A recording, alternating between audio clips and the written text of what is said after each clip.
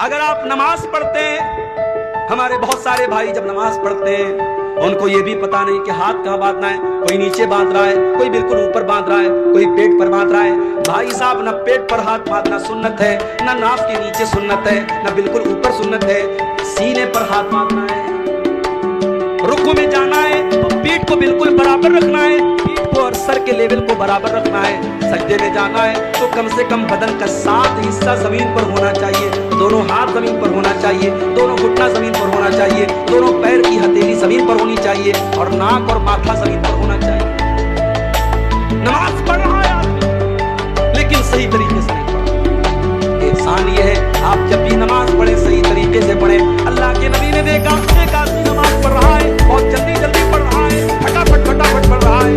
آپ نے جب اس نے سلام پھیر لیا، اس نے آ کر کے اللہ کے نبی کو سلام دیا، آپ نے سلام کا جواب دیا اور آپ نے فرمایا ارجع فصلی فإنک لم تصلی۔ اے میرے بھائی، جاؤ تم پھر سے نماز پڑھو، تم نے نماز نہیں پڑھی۔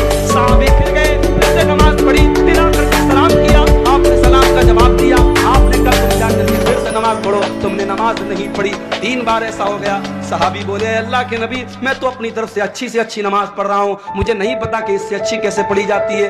آپ نے نماز کا طریقہ بتایا، آپ نے فرمایا جب تم نماز میں کھڑے ہوا کرو اطمینان سے کھڑے ہوا کرو، سکون سے کھڑے ہوا کرو، اللہ اکبر کہہ کر کے ہاتھ باندھا کرو، سورہ فاتحہ پڑھا کرو، کوئی سورت ملا لیا کرو، پھر جب رکوع میں جایا کرو اطمینان سے رکوع کیا کرو، جب رکوع سے اٹھا کرو اطمینان سے کھڑے ہو جایا کرو، پھر آرام سے سجدہ کیا کرو، پھر آرام سے سجدے سے اٹھا کرو، اطمینان سے نماز پڑھا کرو، تب جا کر کے تمہاری نماز پوری ہوگی۔